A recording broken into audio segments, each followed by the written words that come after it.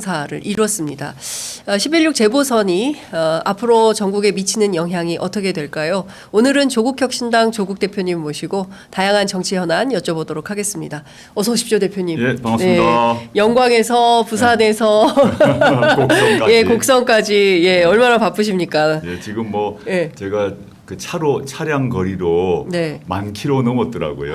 와, 그렇게 계속 지금 전국 팔도를 예. 예, 돌아다니시는 상황이군요. 상당히 어려울 거라고 그렇지만 될 거다 끝내. 저는 계속 단일화 될 거라고 말씀드렸고 예. 실제 중간에 뭐 결렬이니 합니다만 저는 단일화 될 수밖에 없다고 생각했고요. 그거는 뭐 민주당도 그렇게 생각했을 것입니다. 근데 그 과정에서 이제 단일화 과정의 우위를 점하기 위해서 여러 가지 얘기가 나왔던 것 같고, 단일화에 대해서는 민주당도 당과 당 차원에서 민주당과 혁신당도 그리고 뭐 저와 이재명 대표 사이에서도 단일화는 될 수밖에 없다라고 생각하고 있었기 때문에 별로 좀 걱정하지 않았습니다. 네, 한 차례 토론 네. 끝에 네. 여론조사로 이제 김경지 민주당 예, 후보가 이제 단일 후보로 결정이 좀 됐습니다. 앞으로 그 부산 금정구에서 조국혁신당과 민주당이 연대해서 함께 선거 캠페인 하게 됩니까? 뭐 그럴 수밖에 없겠죠. 예. 서로 양쪽에서 그렇게 공언을 했고, 저희 유재성 후보가 김경지 후보의 총괄선대본부장을 이제 맡을 것이고, 네, 그에 따라 이제 서로 일정을 조정해서 같이 공동 선거 유세를 할 것이라고 보고요. 네, 지금 이제 앞으로 선거가 얼마 남지 않았는데 양 정당이 그리고 양 캠프가 서로 합심해서 좀 안 좋은 조건이라고 하지만 험지 상황이긴 하지만 이겨봐야죠. 네.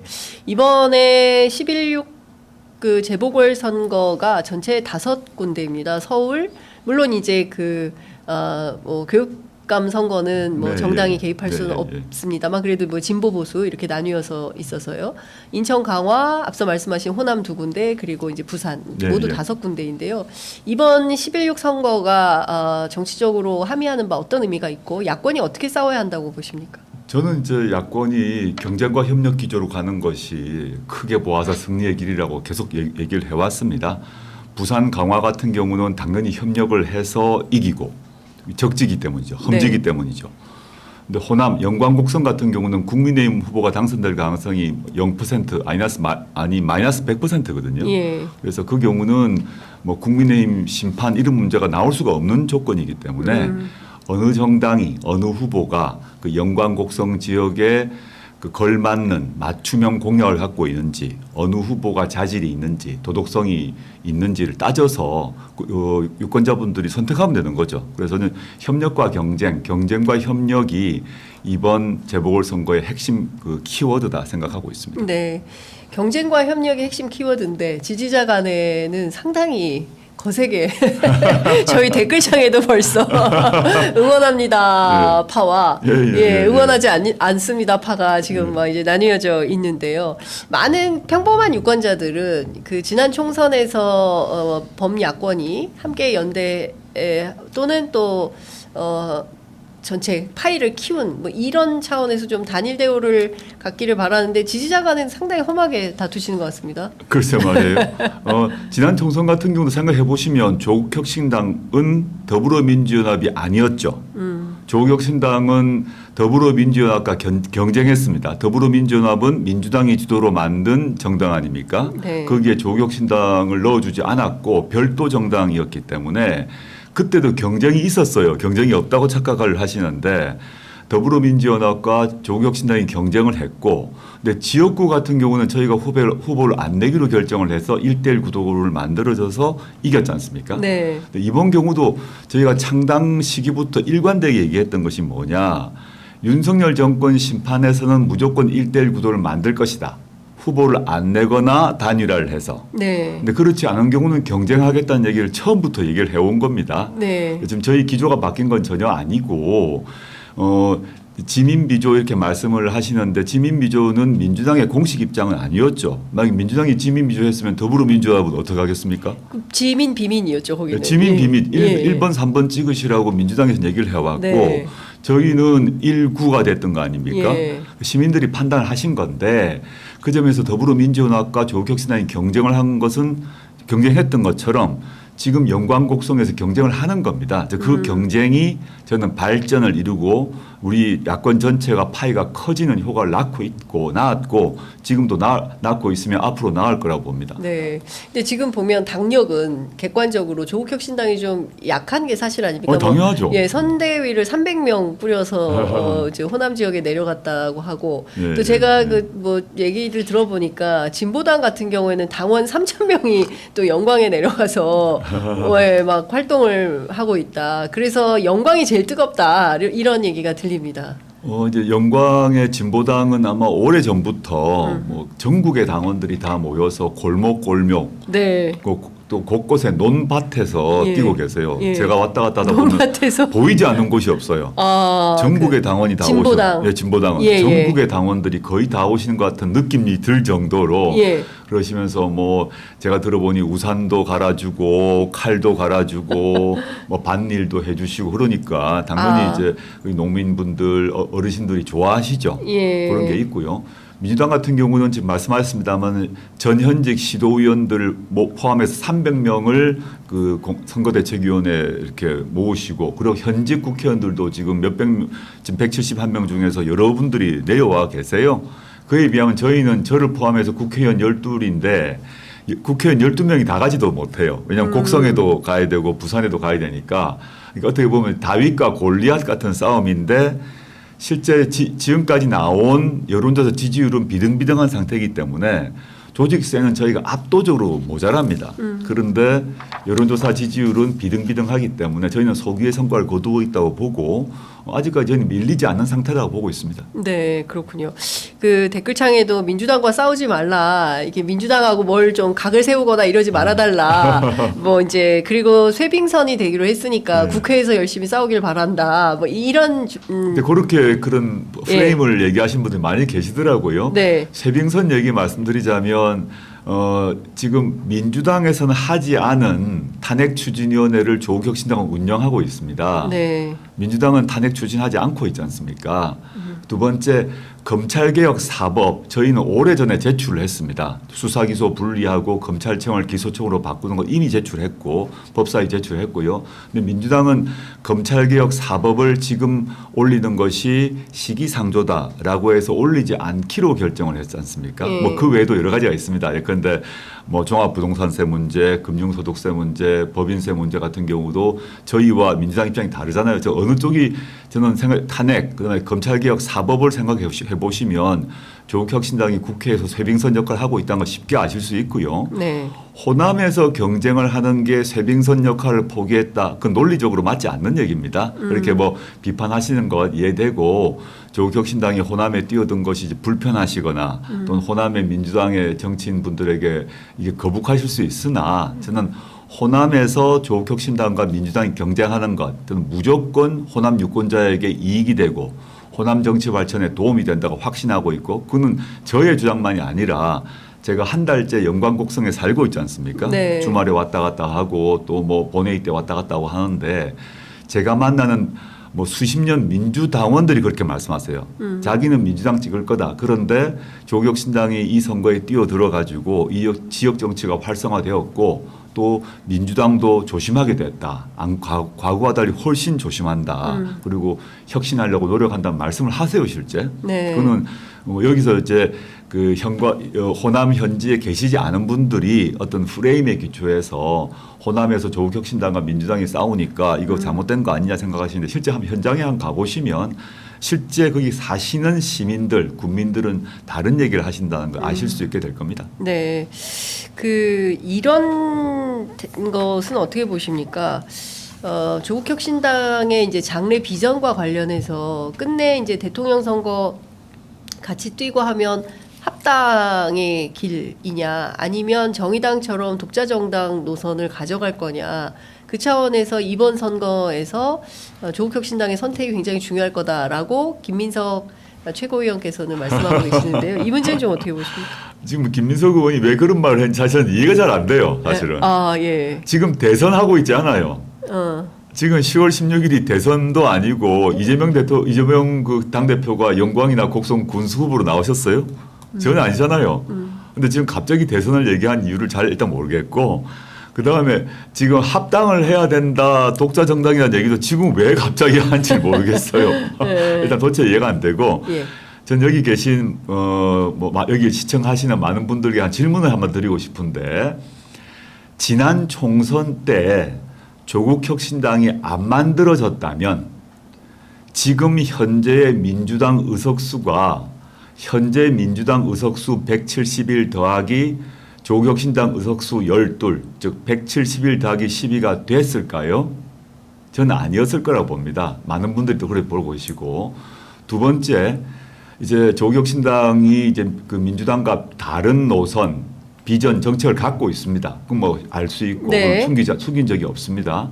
그래서 조국혁신당이 지금 호남 재보궐선거에 뛰어드니까 불만이 있고 화도 나신 분도 있는 것 같은데 제가 또 한번 질문을 드려보면 지금 조국혁신당이 내일 해산을 하는 겁니다. 내일 다 해산을 하면 네. 그 내일 민주당의 지지율이 지금 통상 보게 되면 민주당이 한 35% 정도 저희가 한 10% 나오는데 조국혁신당이 없어지면 민주당의 지지율이 대략 35 더하기 10해서 45가 나올까요? 대부분의 정치 전문가 여론조사 전문가는 아니라고 봅니다. 이 말씀은 뭐냐? 향후 지금 김민석 의원이 뭐 대선이 한참 남았잖아요. 대선 전에 지금 뭐 윤석열 정권은 그 조기 종식이 먼저인데 언제일지 모르지만 대선 시기에 조국혁신당이 사라지면 민주당에 도움이 된다라고 생각하신 분이 있는 것 같은데 저는 그건 틀린 생각이라고 보고요. 그렇게 되면 민주당에서 이재명 대표를 존경하고 사랑하는 분 많지 않습니까? 그런 길을 택하면 이재명 대통령 만드는 것을 방해하는 걸 겁니다. 저는 여기서 저 뭐 댓글을 보지 못했는데 뭐 조국혁신당에 대해서 왜 없어져야 된다부터 해서 뭐 저에 대해서도 뭐 비방한다는 얘기를 들었는데 예. 전 이렇게 질문 던지고 싶어요. 조국혁신당이나 민주당이 해야 될 일이 있습니다. 정치적으로. 네. 윤석열 대통령이 하는 거 반대로만 하면 됩니다. 윤석열 대통령이 뭐 했나? 유승민 쳐내고 이준석 쳐내고 한동훈과 불화하고 지지율 쭉 빠지죠. 그렇게 선택하는 게 그게 승리의 길이고 그다음에 집권 후에 성공의 길이냐? 아닙니다. 절대 아닙니다. 윤석열은 그 국민의힘이 이준석 쳐내고 유승민 쳐내고 한동훈 밀어내고 이런 길로 가면서 고립되어 나가는 길인데 여기서 이제 민주당에서 예를 들어서 뭐 이재명 대표를 후보로 생각하시고 실제로 아주 강력한 후보시고 이재명 대표를 위해서 이재명 대표가 대통령이 돼야겠다 생각하시는 분 많으시지 않습니까?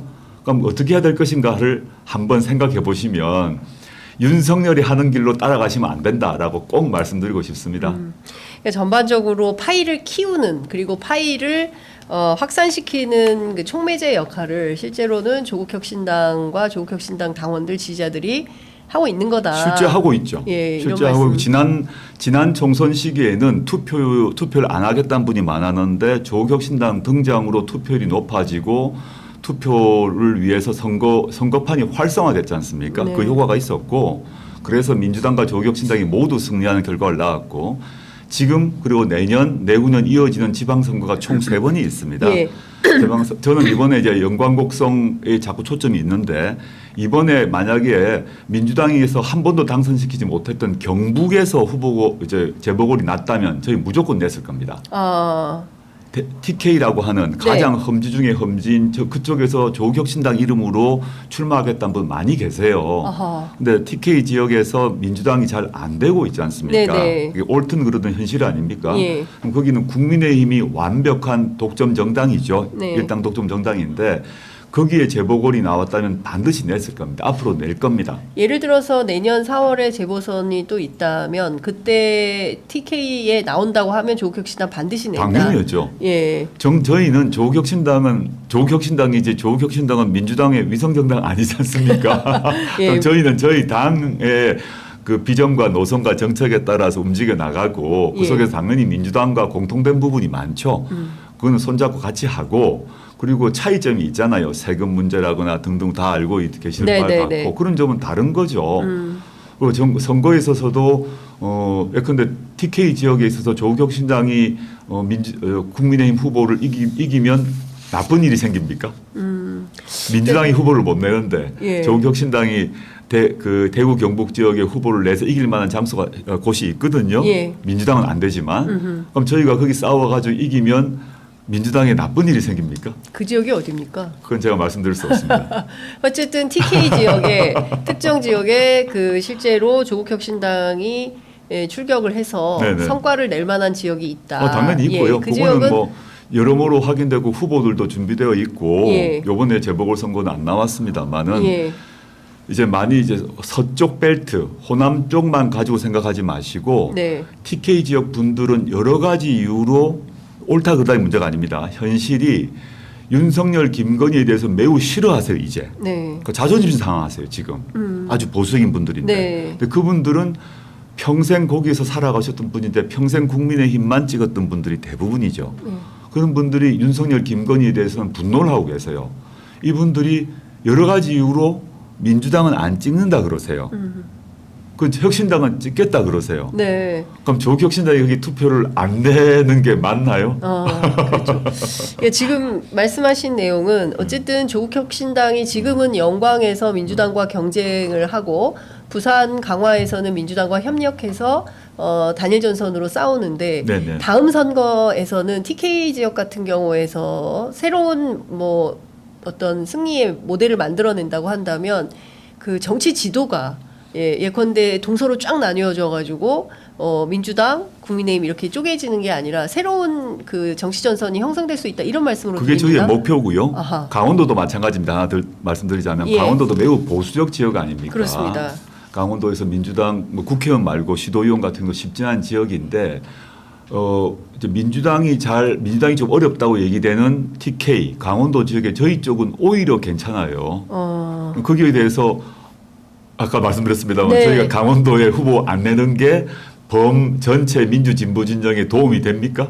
아닐 거 아닙니까? 그래서 좀 넓게 보시자. 예. 넓게 보고 가서 판단을 해야지. 그렇지 않고 영광곡성 같은 경우는 물론입니다. 영광곡성에 조국혁신당이 내는 게 저는 영광곡성의 발전에 도움된다고 봅니다. 네. 넓게 보시고 같이 가서 판을 키워야 실제 대선에 승리를 할 수 있고 대선 승리 이후에도 그 국정 운영의 안정감을 유지할 수 있고 그 다음에 정권 재창출이 됩니다. 그렇지 않고 지금 요 영광곡성 문제 가지고 막 이제 뭐 공방 벌이고 그냥 논쟁할 수 있죠. 당연히 비판하고 후보나 정책에 대해서 검증해야 되지 않습니까? 근데 그걸 넘어서 뭐 인신 비방을 하거나 이런 건 좀 곤란한 게 아닐까 싶어요. 예, 그러니까요. 저희들 뭐 취재하는 기자들 입장에서 볼 때도 합리적으로 서로 정책 토론하거나 논쟁하는 건 얼마든지 환영인데 막 인신공격성 비방으로 뭐 막 이런 거는 좀 우리 품격에 맞지 않는다. 대한민국 품격에 맞지 않는다라는 생각이 좀 듭니다. 그 선거 얘기 이 정도 하고 예. 전국이 워낙 혼란스러워서 전국 얘기 좀 여쭤보도록 하겠습니다. 어제 강혜경 씨가 인터뷰를 했고요. 오늘 아침 보도에 보면 명태균 씨가 또 인터뷰를 했습니다. 두 내용을 종합해 보면 지금 윤석열 정권이 정상적으로 작동되고 있다고 보기 상당히 어려운 내용들이 포함이 되어 있습니다. 대표님 어떻게 보셨습니까? 저도 그 인터뷰 전체는 다 보지 못했어요. 근데 중요 부분만 봤는데 이제 지난 대선 후 저는 물론이고 대선 후에도 윤석열, 김건희 두 사람의 의사결정 과정에서 비선이 작동했다라고 판단할 수밖에 없어요. 네. 그리고 거기서 특히 김건희 씨 및 김건희 씨 관련 인맥이 현재 국정 운영에 깊숙이 관여하고 있다라고 볼 수밖에 없습니다. 그런데 이게 이제 그 이전까지 다 알았던 얘기고 다 뭐 소문이 파다했던 얘기인데 이제는 달라진 게 뭐냐면 물증이 나오고 녹음 테이프가 나오고 텔레그램이 나오고 그 다음에 사람들이 실명을 걸고 인터뷰를 시작했습니다. 전 이게 이제 국정농단의 꼬리가 드디어 드러났고 다 숨어 있었는데 꼬리를 드러내게 된 상황이었고 저는 조국혁신당과 민주당이 그 꼬리를 잡고 당기면 몸통이 나올 것이고 그 몸통은 윤석열, 김건희일 거라고 저는 생각합니다. 지금 이제 그 명태균 씨 같은 경우는 자기가 관여는 했는데 김건희 씨는 뭐 직접적인 영향을 주지 않았다는 식으로 우회적으로 옹호를 하더라고요 보니까. 네. 근데 그거는 다 드러나게 돼 있다고 봅니다. 근데 김건희 씨가 지금 관여한 게 그 정도가 아니기 때문에 광범하게 국정에 개입한 것으로 저는 알고 있고 지금 뭐 오늘자든가요? 오늘자든 중앙일보 네네. 김학영 대기자 그 칼럼을 보고 실소를 금할 수 없었는데 제가 들었던 얘기 그대로 나왔던데 예. 그 이제 중앙일보가 보수지인데 중앙일보 대기자가 명예훼손 감수를 하고 썼지 않습니까? 예. 뭐냐? 김건희 씨가 수석 비서관들 있는 자리에서 윤석열 대통령을 책망했다는 거 아닙니까? 네. 제가 상상할 수 없는 일입니다. 그게 상상할 수 없는 일입니다. 선출된 권력도 아닌 영부인이 대통령의 배우자가 수석 비서관들은 핵심 참모고 차관급들 이상이죠. 앞에서 대통령을 책망했다는 거. 책망하고 예. 면박 주고 예. 좀 과거에도 이제 총장 시절 뭐 검사장 시절도 그런 얘기 있었다는 얘기 많이 들었습니다만은 제가 뭐 물증은 없습니다. 들은 네. 얘기에 불과하니까요. 근데 김학영 중앙일보 대기자가 그 말을 정면으로 썼어요. 즉 그 용산 안에 누가 실세인가, 누가 결정권자인가에 대해서 보여주는 사례다라고 네. 생각하고 네. 저는 김건희 씨가 용산 대통령실을 장악하고 있을 뿐만 아니라 용산 대통령실에 있지 않은 김건희 비선을 통해서 국정에 관여하고 있다고 저는 생각하고 있고 지금 검찰이 수사할 리 만무하죠. 네. 특검은 거부할 거 아닙니까? 특검은 대통령 남편 통해서 거부시킬 것이고 네. 이렇게 해서 막을 것인데 결국은 이건 터져 나올 수밖에 없습니다. 특히 이제 내년 재보궐선거, 이번에는 뭐 재보궐선거가 몇 개 안 되니까요. 내년 4월 재보궐선거 그 전후로 이게 중요한 증거들이 나올 것이라고 보고 김건희 씨는 시간 문제인데 반드시 기소되고 처벌될 것입니다. 반드시 기소되고 처벌될 거다 말씀 주셨지만 지금 검찰은 굉장히 더딘 걸음을 하고 있고 그리고 특검은 또 그 무산이 됐습니다. 25일까지 국정감사가 진행이 되면 그러니까 11월 달에는 다시 또 민주당이 발의를 하게 될 거고 예, 그렇죠. 재의결이 또 중요해지는데 이 재의결 과정에서 과연 이 재의결의 문턱을 넘을 수 있겠는가에 쟁점이 있습니다. 지금 이제 한 4명 모자란 상태 아닙니까? 네 현재 명. 네, 지난번 네. 투표 결과 4명 예, 모자란데 그 지지난번 생각해 보면 몇 분, 두 분인가 늘었지 않습니까? 예. 지금 맨 첫 번. 104명이 반대했으니까 네. 사실 6명이 부족해요. 6명이 부족하죠. 무효 하나, 기권 하나가 있어가지고. 예, 무효 기권이 있으니까요. 예. 6명이 부족한데 저는 윤한 갈등이 계속 지금 점점 심화되고 있고 네. 윤석열 대통령은 한동훈 부르지 않고 밥 먹은 거 아닙니까? 네. 공항에도 안 나가 버렸습니다. 그다음에 윤석열 부부 출국할 때 한동훈은 안 나갔잖아요. 또 예. 배웅 안 했잖아요. 네. 영접도 안 할 것 같은데 영접 배웅 뭐 두고 봐야겠는데 안 나가 유례 없는 일입니다. 예. 대통령이 해외를 나가는데 집권 여당 대표가 공항에 안 나간다. 배웅을 안 한다. 전 처음 본 것 같아요. 그리고 대통령 배웅을 안 하고 친한계 의원들과 따로 그날 오후인가 저녁인가 만났다는 거죠. 이게 점점 좀 심각해지는데 어느 시점이 온다고 봅니다. 저는 이번 국감을 통해서 뭐가 나올 거라고 보는데 조국혁신당도 그 지난 어제군요. 이제 V1, V0 그리고 스모킹건 이란 네. 이름의 그 국정감사 상황실 제보센터를 만들었어요. V1, V0 스모킹건인데 네. V1과 V0에 대한 스모킹건을 찾기 위해서 저희가 노력하고 있고요. 그 민주당도 열심히 노력을 하겠죠. 이를 통해서 김건희 씨 관련이 있는 증인 증거가 더 나오고 또 이번 국감 뒤에 또 나올 거라고 저 보는데 그렇게 되면 걷잡을 수 없을 것이고 한동훈 대표도 김건희 씨를 털고 가겠죠. 그리고 더 심각해진 상황이면 윤석열 탈당 요청하겠죠. 내년쯤 되면. 한동훈 대표가 윤 네네. 대통령 향해서 탈당하라고 요구할 거다. 내년쯤에는. 내년쯤에. 예. 올해는 김건희 씨 털고 예. 내년쯤에는 윤석열도 나가라. 예. 이런 사태가 이제 벌어질 거라고 보고 물론 그 계기는 김건희 씨 국정농단, 김건희 씨의 공천 개입 등에 대한 증거가 지금 나오기 시작했잖아요. 네. 저는 한 10분의 1도 안 나왔다고 봅니다. 점점점 나오게 되면 네. 이제 그 통제할 수 없을 것이고 예. 며칠 전에 동아일보 이기용 논설위원인가요? 네. 그분이 칼럼 쓴 걸 봤는데 네. 동아일보도 뭐 당연히 보수지 아닙니까? 조중동에 제목이 그렇더만요. 김건희 씨는 반드시 처벌받아야 된다고 썼더만요. 예, 사법 처리가 불가피하다. 예, 불가피하다. 반드시 그렇게 가는 게 제일 좋은 방법이다. 네, 빨리 김건희 씨 처벌해라. 예. 그게 보수가 사는 길이라고 동아일보 논설위원이 그 칼럼을 썼어요. 이게 네. 뭐냐면 그 정도 동아일보에서도 수집한 보고된 정보가 있다는 거 아니겠습니까? 그렇습니다. 오늘 예. 또 중앙일보도 마찬가지고 네. 이제 수면 위로 떠오를 일만 남았다 보고 있습니다. 이기용 칼럼에서 김건희 수렁 사법심판대 서는 게 유일한 탈출구다라는 제목의 이제 기사가 나왔습니다. 대표님 제가 이것 좀 여쭤보겠습니다. 뭐 네. 법학자기도 하시니까 그 명태균이라는 사람이 이제 여러 군데 인터뷰를 하고 있는데요. 그 가운데 중요한 포인트 중에 하나가 여론조사입니다.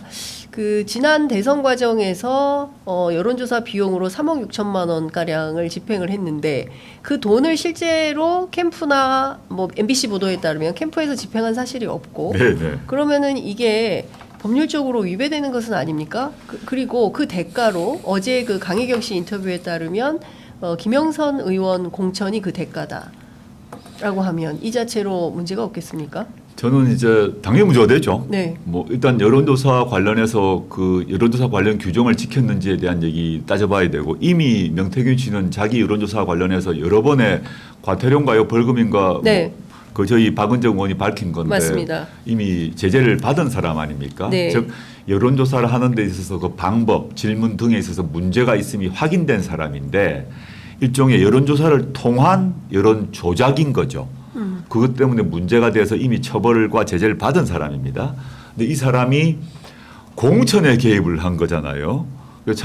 김영선 같은 경우 첫 번째는 성공했고 두 번째는 실패했지 않습니까? 네. 근데 재밌는 게 이제 그 여론조사비는 못 받았잖아요. 예.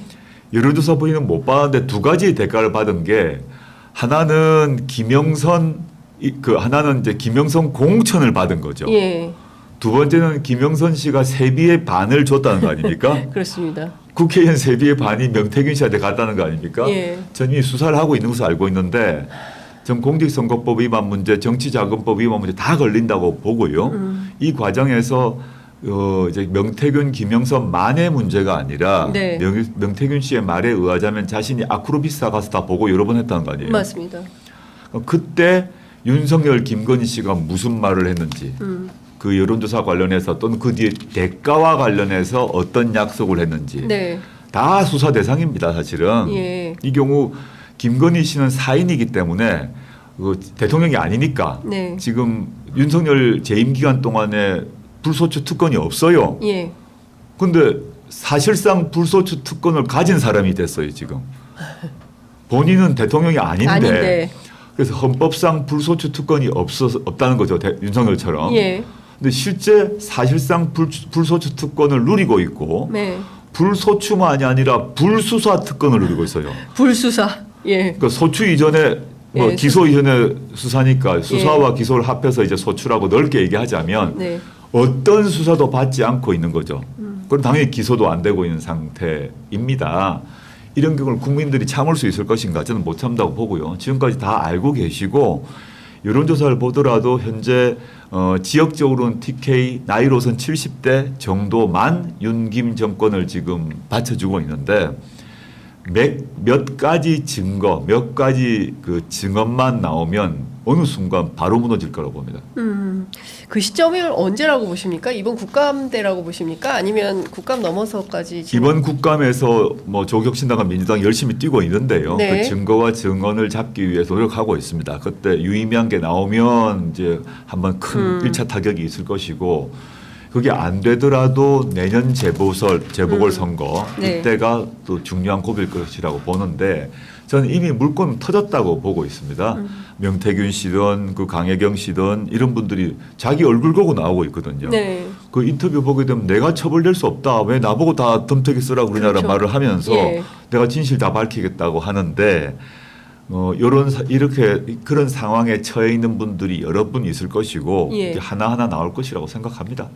명태균 씨가 동아일보 보도에 따르면 명태균 씨가 윤석열 부부를 앉혀놓고 총리에 최재형 전 감사원장을 임명하라고 건의를 했다는 겁니다. 네. 이 정도면 인사 개입, 공천 개입뿐만 아니라 인사 개입에도 이 명태균 씨라는 분이 물론 이제 뭐 불발은 됐습니다만. 네네. 그러니까 주변에 대통령 부부 주변에 네. 알고 있는 지인이나 친척들이 뭐 가족이든 누구든 간에 이런 사람 총리 후보로 좋지요 추천할 수 있습니다. 그 자체는 불법은 아니에요. 네. 뭐 장관으로 이런 사람이 참 장관이 좋습니다라 추천할 수 있고 그런 것이라면 문제가 안 되겠죠. 왜냐면 대통령에 총리 추천할 수 있잖아요. 근데 명태균 씨는 단순한 지인이 아니죠. 그 사람의 주장에 따르자면 네. 윤석열 대통령이 검찰총장 이후에 예. 대선 후보가 되기 전부터 대선 후보가 되도록 여러 가지 뭐 여론을 해서 여론조사 등을 통해서 도움을 줬다라고 지금 보도가 되고 있지 않습니까? 예. 대선 그 대통령이 되기 전부터입니다. 대통령이 되기 전에도 후에도 대통령 또는 김건희 씨를 만나 가지고 대통령 후보 또는 김건희 씨를 만나 가지고 여러 가지 의견을 얘기했다는 것인데 여기서 포착할 게 뭐냐 하면 단순하게 어떤 사람을 추천했다. 모든 사람을 추천할 수 있는 겁니다. 그게 아니라 잘 기억해 보시면 왜 박근혜 대통령이 국정농단으로 탄핵되고 처벌됐는가? 최순실이거든요. 네. 최순실이란 전혀 그 대통령실 직원도 아니고 공무원도 아니고 이런 정체불명의 사람이 당시 청와대를 몰래 왔다 갔다 하면서 뭐 또 대통령 연설문도 고치고 고쳐주고, 예. 또 국정 방향에 대해서도 코멘트를 했다는 거 아닙니까? 네. 사람을 총리를 추천했다는 것 말고 명태균 씨가 더한 게 있을 것이라고 저는 봅니다. 사람 추천 말고. 사람 추천 말고. 이제 국정 방향에 대해서 국정 방향, 예. 이 정책을 취해야 됩니다. 이렇게 해야 됩니다. 이걸 해야 됩니다. 이게 최순실이 한 거하고 비슷한 겁니다. 예. 사람 추천 다 할 수 있어요. 예. 인사 추천 말고 예를 들 가정입니다. 네네. 예를 들어서 명태균 씨라는 사람이 의대 정원 2,000명으로 해야 됩니다. 라고 추천을 했다고 가정입니다. 가정, 예. 그에 대해서 대통령이 맞아. 보건복지부에 그 이전에 보건복지부는 2,000명이라고 얘기한 적 없어요. 문재인 정부 시절에. 예. 문재인 정부 근데 2,000명이라는 숫자 관련해서 회의록이 없지 않습니까? 맞습니다. 근데 명태균 씨건 천공이건 뭐 어느 비선이든 간에 그런 정책적 제안을 하고 소통을 하고 그게 국정의 과제로 채택되었다라는 것이 확인돼야 되죠. 윤석열 대통령이 지금까지 여러 가지 국정 중요한 결정을 하는데 많은 분들이 합리적으로 이해하지 못하는 여러 가지 결정을 한 게 있어요. 지금까지. 예. 의대 정원 2,000명 말고도. 네. 뭐 그 너무 많죠. 예. 한두 개가 아니지 않습니까? 예를 하면 뭐 지금 수십 개가 되는 걸로 기억나는데 그 과정에서 명태균 씨의 보고서 여론조사 말고 보고가 있었다면 지금 이제 천공이 많이 얘기된 게 그 윤석열 대통령이 이해할 수 없는 결정을 하게 되면 많은 사람들이 천공의 강의를 찾아보잖아요. 맞아요. 예. 그 몇 개월 전에 천공이 말한 게 나오잖아요. 예. 근데 이거는 이제 우연이겠지라고 이제 사람들이 생각을 합니다. 네. 또 비판도 이거 뭔가 의심을 하지만 연결고리를 찾을 수는 없었어요. 몇 개월 전에 천공이 이런 얘기를 했는데 알고 봤더니 몇 개월 뒤에 윤석열 대통령이 같은 말 하더라. 뭐 한두 개가 아닌데. 네. 근데 이제 명태균 씨는 그런 문제를 넘어섰죠. 보고서를 만들어서 윤석열, 김건희 이 두 사람에게 제출했다는 거죠. 네. 그 내용이 뭐냐를 봐야 되죠. 단순히 여론조사 문제, 그다음에 김영선 공천 문제만이 아닐 것이라고 저는 생각을 하고 있습니다. 네. 수사를 통해서 밝혀야 된다라고 보고 있죠. 이게 특검이 아니고서야 도저히 그 밝히기 어려운 내용들일 것 같은데 혹자는 지난 대선에서 여론조사 문제 그리고 이게 공선법 위반에 해당이 된다고 한다면 이게 당선 무효까지 가능한 거 아니냐? 이거 대통령 선거 다시 해야 된다. 이제 이렇게 주장하시는 분들도 있는데. 예, 그건 아직 뭐 증거가 확보되지 않았기 때문에 단언할 수 없고요. 예. 그 과정에서 윤석열 대통령 또는 윤석열 후보, 정확히 당신 후보겠죠. 윤석열 후보 그리고 그 캠프가 명태균 씨의 여론조사에 어떤 관여를 했는지 또 어떤 대가를 했는지가 확인되면 그 말씀을 할 수 있죠. 아직까지는 지금 알 수는 없다라고 예. 봅니다. 그 특검이 굉장히 중요할 것 같습니다. 특검을 통해서 밝혀야 할 진실, 그리고 실제로 이 국정운영 뭐 대통령실에서 김대남 녹취록을 통해서 나오는 내용을 보면 정말 야, 이 정도 수준으로 운영을 한단 말이냐. 오늘 뭐 방금 전에 왔던 김태형 기자는 김건희 십상시가 있다라는 얘기까지 지금 나오는 상황인 건데요. 비선을 통해서 모든 결정을 하기 때문에 대통령실 그 공식적인 라인에서는 내용을 잘 모르고 있는 경우가 왕왕 있다. 이런 얘기가 나옵니다. 공식 실장, 수석, 비서관, 행정관 의사결정 구조가 있는데 예. 그 서열이 있죠. 공무원 서열이기도 하고 네. 실장, 수석, 그다음에 비서관, 선임행정관, 행정관 이 구조에 따라 결정을 하고 대통령이 최종 결정하는 것이 정상인데 지금 뭐 김건희 십상시라고 하는 게 10명만 아니라고 저는 알고 있는데 네. 이미 이름이 거론된 뭐 국정기획비서관, 뭐 홍보비서관 등등 말고도 행정관 차원에서도 김건희 씨 라인이 너무 많이 들어갔거든요. 예. 그래서 그 오늘 그거는 뭐 저 중앙일보 이하경 그 논설위원도 그 말을 슬쩍 했던데 제2부속실을 만들어 가지고 제2부속실에 김건희 씨 라인을 다 넣으려고 했더니 너무 많아서 다 배치를 지금 못하는 지경이다라는 겁니다. 네. 워낙 김건희 라인이 많이 들어와 가지고 이제 나름대로 이제 문제를 느끼는 김건희 라인을 견제해야겠다고 생각하는 그 내에도 정상적인 사고를 하는 뭐 수석 실장들이 있겠죠. 그래서 이 사람들을 정리를 하자 했는데 정리를 하기가 힘든 정도의 수가 지금 들어와 있는 겁니다. 그러니까 통상은 행정관, 선임행정관, 비서관, 수석, 실장 이 단위로 올라가면서 보고하고 결정을 해야 되는데 예. 그 공식 서열과 관계없이 김건희 라인이 더 센 거죠. 이게 문제인 거죠. 근데 그러니까 실장도 이렇게까지- 수석도 비서관도 김건희 라인 행정관을 눈치 봐야 되는 거죠. 그러니까 이게 공식적인 체계가 다 그 무용이라는 표현은 좀 너무 과격한지 모르겠습니다만 의미가 좀 그렇게 세지 아니 않은. 수석들 앞에서 영부인이 대통령 연박을 주는데 그걸 보고 소문이 바로 나는 건데 예. 그러면 수석들이 이거 큰일 났다. 여사님 눈치 안 보다가는 대통령이 오케이 해도 여사님한테 오케이 못 받으면 다 없어지는구나를 그냥 시전한 거죠. 예. 그 중전마마가 이제 좀 어리석은 왕이 있고 좀 그 영리한 중전이 있을 경우 네. 실제 신하들이 중전마마한테 선을 낳는 거 아닙니까? 그리고 그 어리석은 왕과 그 이제 중전마마가 나라를 지배를 하는 경우 만약에 그 두 사람 사이에 자식이 없어서 왕손이 없는 경우에 보통 왕세제 왕의 동생으로 가지 네, 않습니까? 예. 한동훈으로 생각해 봅시다. 예를 들어서 예. 그럼 그 실세이고 영리하신 중전마마는 그 왕세제가 예쁘겠어요, 믿겠어요? 뭐 못 견디겠죠. 못 견디겠죠. 예. 즉 대한민국이란 민주공화국이라고 생각하시면 안 된다. 제가 이런 얘기 말씀 많이 들었는데 현재 윤석열 정권의 통치 방식과 의사결정 구조를 우리가 많이 아는 진보와 보수를 막론하고 현대민주주의, 민주공화국 그 뭐 청와대 또는 용산 비서실을 생각하지 마시고 봉건 왕조 시대 때 어리석고 좀 우둔하고 경로 잘하는 왕과 아주 영리한 중전 그리고 왕의 동지였던 왕세제 아직 세자 책봉은 안 됐어요. 안 됐어요. 근데 왕세제죠. 왕세자가 예. 아닌 예. 왕세제가 어떻게 움직였을까? 우리 옛날 드라마에서 뭐 여인천하 뭐 이런 거 많이 보지 않습니까? 그때 네. 일어난 일들이 지금 벌어지고 있는 것이고 그럼 그런 시스템 하에서는 공식 시스템이 의미가 없어요. 영의정이 누군지 형조 판서가 누군지 이조 전랑이 누군지 무슨 의미가 있어요. 아무 의미가 없는 거예요. 예. 그러니까 용산에서 국무총리가 어떤 생각인지 장관이 누군지 수석실장 아무 의미가 없는 거예요. 예. 지금. 그렇게 봐야 이 사태가 이해가 된다라고 봅니다. 사실상 여사의 나라네요.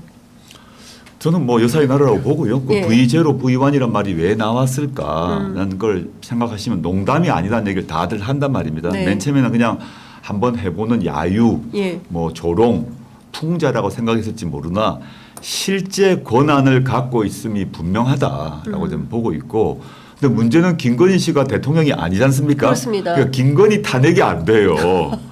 이것도 법으로 가면 그 김건희 씨. 디올백 그렇게 처리하듯이 전 다 도이치모터스도 다 털어주려고 노력하고 있을 거라고 예. 보는데 예.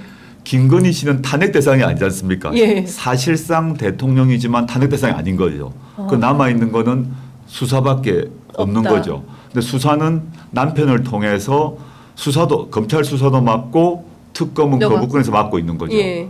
그래서 이 권력이 돌아가는 구조를 보면 권력의 이제 지금 국회에서 거부권 행사건 뭐 등등을 보면 누구를 보호하려고 국회의원들이 나서고 있는가, 네. 누구를 보호하려고 국가기관, 특히 국가형벌기관이 움직이고 있는 걸 보시면 네. 한 사람이잖아요. 그렇습니다. 예. 검찰, 경찰, 권익위 뭐 등등등등등. 그다음에 국회의원 171명이 일치 단계에서 뛰고 있는데 최종 보호하려고 있는 사람이 누군가가 실세잖아요. 네. 누굴 보호하려고 하고 있습니까? 오히려 윤석열보다는 김건희 보호하려고 하는 것 같은데요. 그러면 지금 국면에서 네. 이것을 이대로 계속 끌고 갈 수는 없지 않겠습니까? 어떻게든 결론을 내서 정리를 좀 해야 정상적인 국가 시스템이 돌아가게 되는 것인데. 그러니까 민주당과 조국혁신당은 네. 다시 강화된 특검법을 김건희 특검법을 낼 겁니다. 네. 그러면 또 김건희 씨가 가만히 있겠어요? 대통령한테 뭐 또 거부하세요. 어. 이렇게 하면 이제 대통령이 알았어 하고 이제 예. 또 지시해서 거부할 거 아닙니까?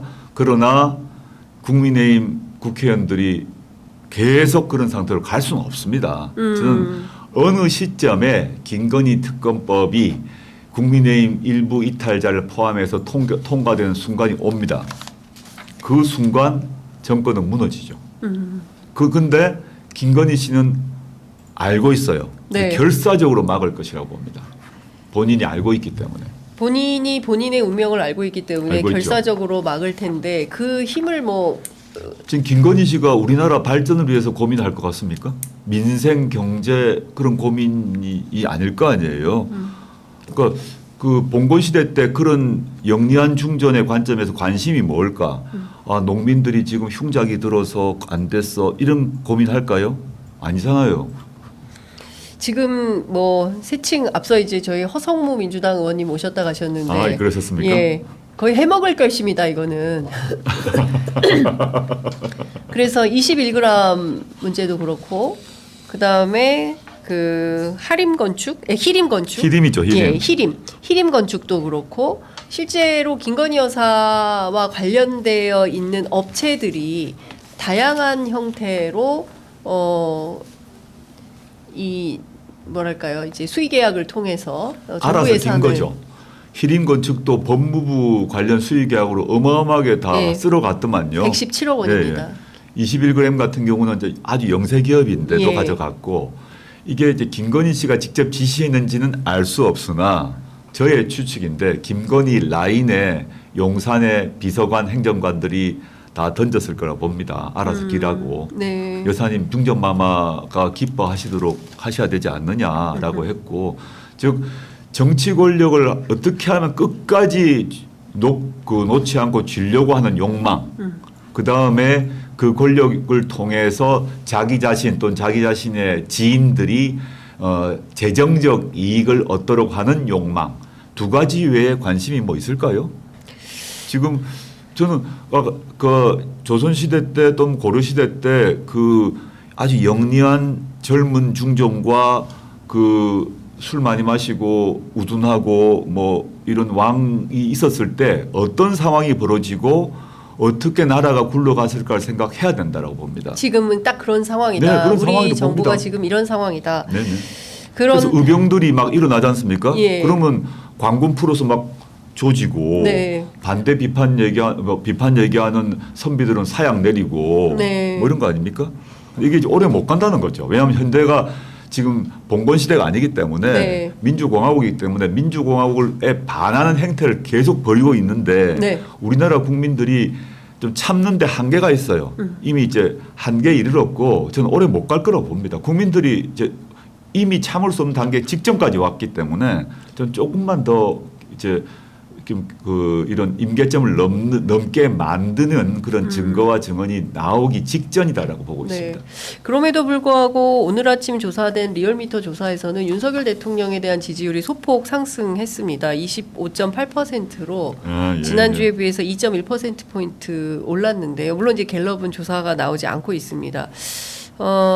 전반적으로 부울경에서 4.2%, 서울에서 3.2%, 대전 충청에서 2.4% 올랐습니다.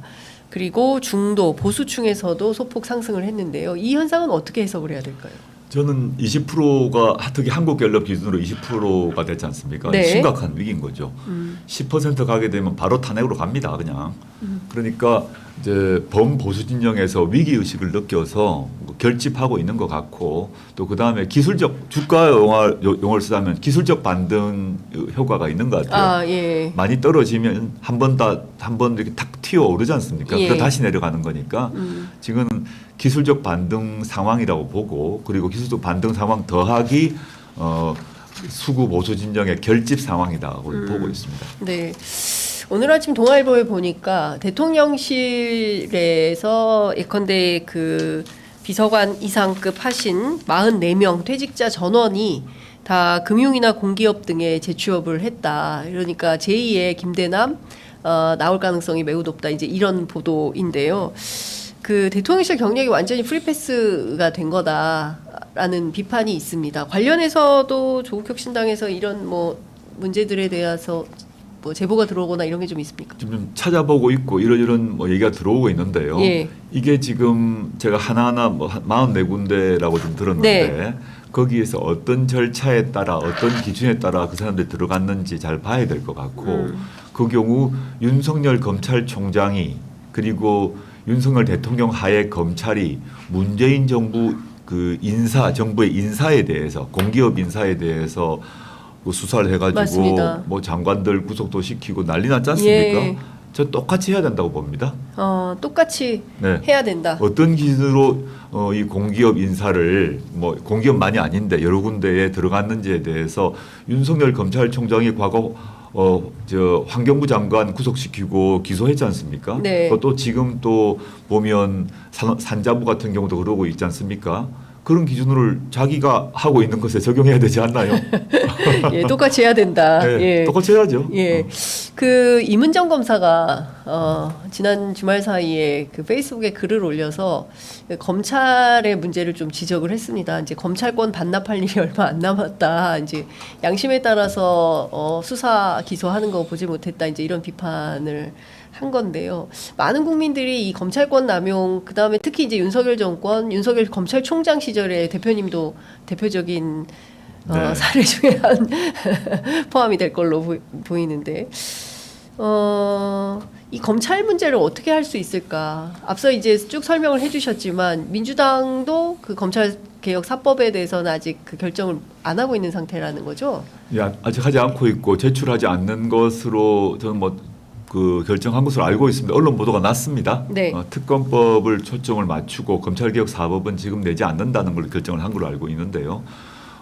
제가 이렇게 말씀드리고 싶은데 이제 이문정 검사글은 제가 보지 못했습니다. 네. 보지 못했기 때문에 그에 대한 그 언급은 하기 힘들 것 같고 내용을 잘 모르기 때문에 지금 검찰이 과거에 윤석열 검찰총장 하에 검찰이 문재인 정부 수사하고 할 때 또 이재명 대표 수사하고 할 때 살아있는 권력 수사다라고 하면서 난리를 치고 자랑했지 않습니까? 네.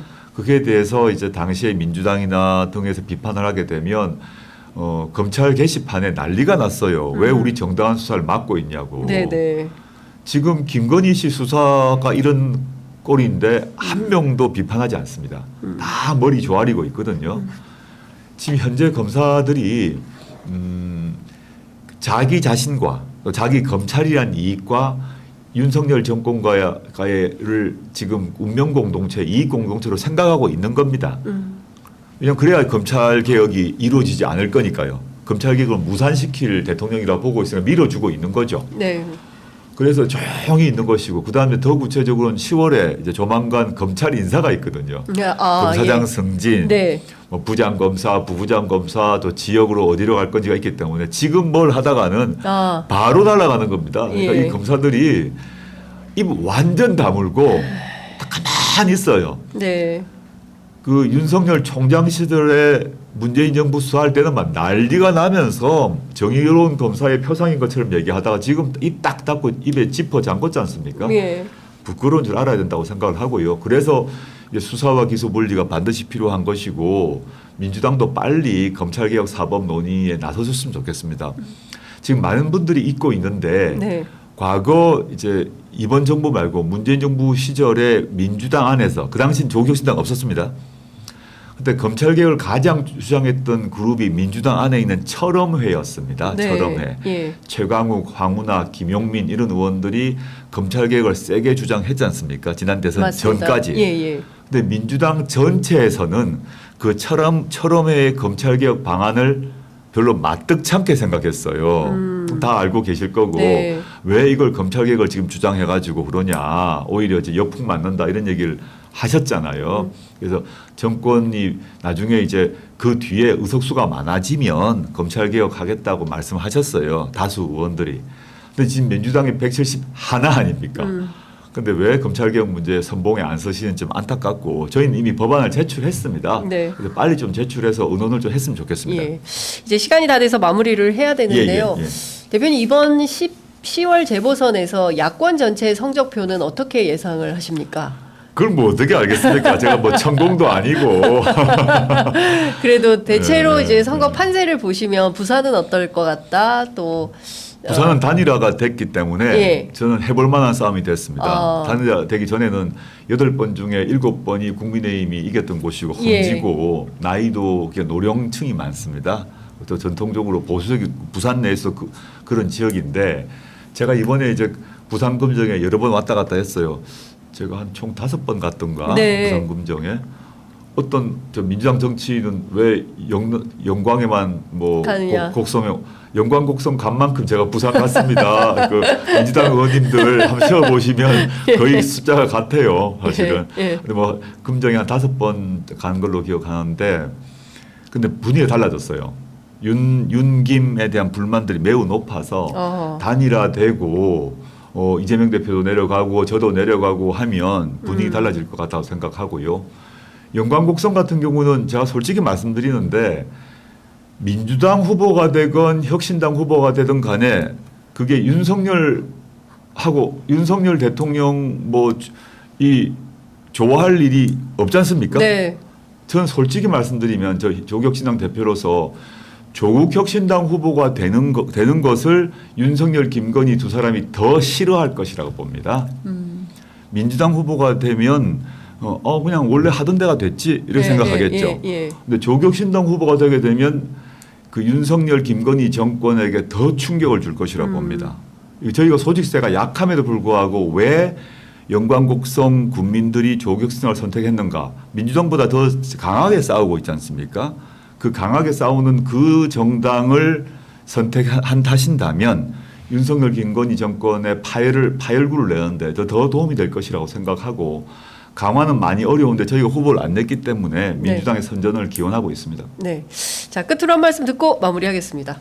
예, 제가 선거가 되니까 장윤선 취재 편의점 자주 오게 됩니다. 자주 오시면 저희는 좋습니다. 자주 예. 오고 싶은데 선거가 이제 뭐 요즘엔 영광곡성에 왔다 갔다 하고 있고 부산도 왔다 갔다 했었고요. 지금은 이제 부산은 단일화됐기 때문에 영광곡성으로 더 자주 가야 될 것 같은데 조국혁신당 민주당 경쟁 과정에서 좀 불편한 분도 계신 것 같고 그에 대해서 조국혁신당이 왜 영광곡성 선거에 참여하느냐 이런 얘기를 하시는 것 같아요. 또 심지어 왜 부산에 또 출마시켰냐 하는 분도 계세요. 심지어.